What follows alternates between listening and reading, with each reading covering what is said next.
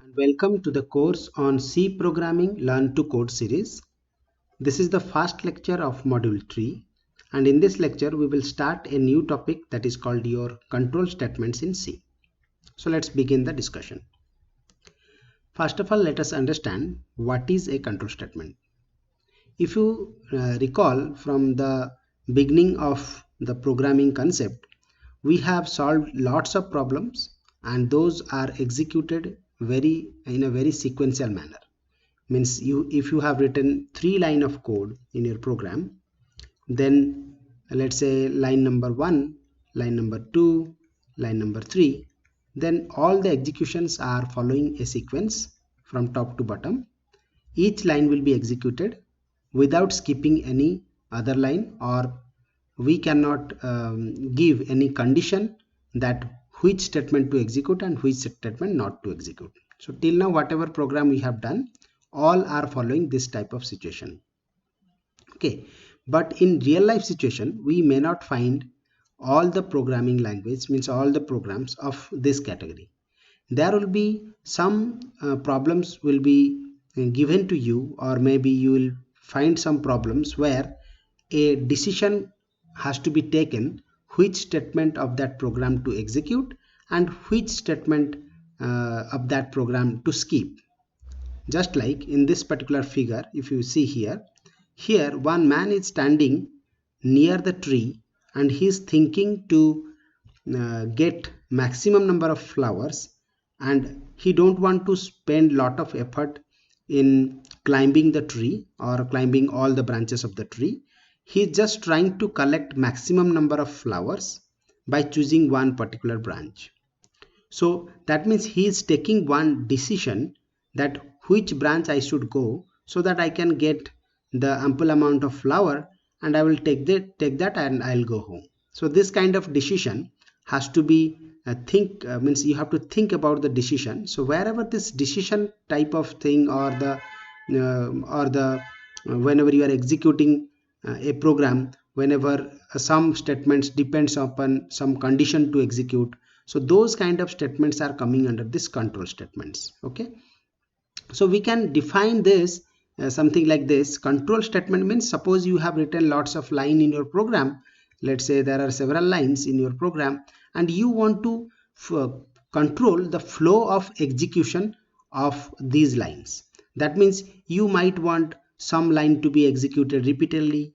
You might want some lines has to be executed only when some conditions get satisfied. So how do you control this flow of executions? So to do that, C programming language provides lots of techniques. Okay, so those things that we are going to discuss in this lecture. So what are the different category you can see? The first category is your sequence control statements, second one is called your selection control statements, and third one is called your loop control statements. Okay, so sequence control statement, I don't need to explain much about this, because till now whatever C program we have done, every program follows this category. That means there will be no condition to check, neither we can skip any statement of of a C program. We need to execute the each statement of the program sequentially from top to bottom.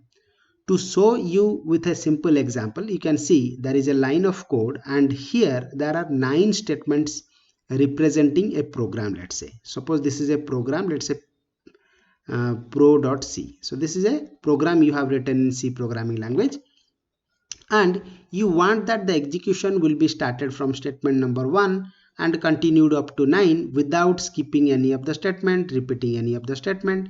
So this type of flow of execution are called sequence control statements. Means without following anything, it will be followed in a sequence manner. Actually that is not a category, we can say, but as we are dividing into different categories, so I have included this part into one category. Okay, so exactly if we say the control statements are either it can be selection control statement, okay, and the second one is called either it is a loop control statement. So what is the difference between selection and loop? That let us understand it properly. Now if you see the same line of code, let's say there are 9 statements in this program, and out of this 9 statements, statement number 3 is a condition. So it may be arise that means I want to make some program where these 3 statements, statement number 4, statement number 5 and statement number 6, depends on the condition to be satisfied. That means only when the condition becomes true, then only I will execute statement number 4, 5, 6, and if the condition becomes false, then we should not execute 4, 5, 6, rather we will execute statement number 7, 8 and 9. So this type of selecting some of the statement from a program and executing it is known as your selection control statements. Okay, so I'm showing a figure for that. So this dotted line showing the flow of execution or the flow of control. So you can see statement number 1 gets executed, then statement number 2, then the condition is executed and try to see whether it is true or not. If it is true, the dotted line says that you will execute statement number 4, 5, 6, and you should not execute 7, 8 and 9 and will end the program. But if the condition here is false, then statement number 4, 5, 6 should not be executed, which is represented by this cross symbol, and without executing 4, 5, 6, it will directly go and started executing 7, 8 and 9. So that means you are selecting some of the statement, but selection cannot be made without any condition. So there must be a condition, so that upon satisfying that condition, the decision has to be made. So this is called your selection control statement. The third category, which is known as looping control structure, where sometimes you want that some of the statement of your program need to be executed repeatedly. So here you can see, so I have made the same thing. The statement number 3 is a condition, and I want that statement number 4, 5, 6 will be executed multiple times until the condition becomes true. When the condition becomes false, then the control should come out from the loop. So this kind of thing is called actually loop. You can see I am representing the loop in a spiral manner. So that means statement number 1, 2 gets executed, then the condition has been checked. If the condition is satisfied or the true, then statement number 4, 5, 6 will be executed in a loop. Means repeatedly we are going to execute 4, 5, 6, and when the condition becomes false, we are not going to execute statement number 4, 5, 6, and we will start executing 7, 8 and 9. Okay, so this type of thing, or this type of controlling the flow of execution, is called looping. Now to achieve this selection and looping type kind of thing, we need, C programming has provided several type of keywords. Okay, so that we are going to discuss in the next slide. Now you can see I have categorized all the control statement into 3 categories, as I have already told you. That is called sequence. Then second one is called your selection. Selection is also called branching. Why it is called branching? Because all the branches need not to be traveled. You need to travel one branch. Like a tree, whenever there is a tree and there are several branches which make this tree, you need to decide which particular branch you want to travel, whether this branch or you want to this branch. So due to that particular branching concept, this name is called branching. Then the third one that I have already discussed, that is called looping. So in case of looping, what will happen? Looping is also called iterations, because there are several time one or more statements gets executed. That is why it is called iteration or looping kind of control statements. Now under the sequence control structure that we have already discussed, because there will be no category left behind.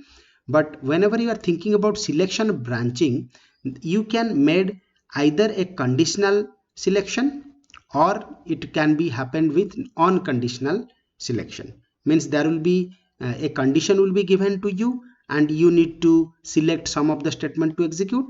There may be situation arise where even if you are not providing any condition, you can use some keyword to unconditionally select some of the branches to execute. Okay, so that means you can control the flow of execution either conditionally or unconditionally. So how do you achieve this conditional selection? To achieve conditional selection, there are several keywords are available, or there are several way available, and those are called if control statement, if else control statement, if else ladder, nested if else, and switch. So these are the different way, or these are the, we can say these are the keywords and the techniques by which you are able to apply conditional selection on the statements present in a program. So we will discuss one by one from the next videos onwards. But for unconditional branching, you can use another three keywords, that is called break, continue, and go to. So these are unconditional. These statement does not require a condition to be satisfied, but indirectly when we use these keywords break and continue or go to, we can directly jump to a particular location. So that is also means we can transfer the control to a particular location or a particular statement. So we can achieve this by unconditionally. So we are going to discuss about this also, break, continue, and go to. So after discussing all these things, let us discuss about this iteration and looping type of thing. So in iteration and looping type of thing, there will be three different techniques are available. One is called for loop, the second one is called while loop, and do while loop.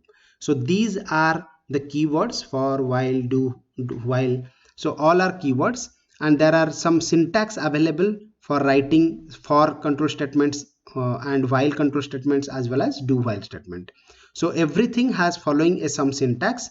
From the next video onwards, we will talk about all these control statements one by one, and we will solve several problems, or we will solve some of the programs which will help you understand all the control statements in a greater detail. So for that, you should stay tuned for the videos. So in the next video, we will start the if statement and we will solve some problems. Thanks for listening. Goodbye.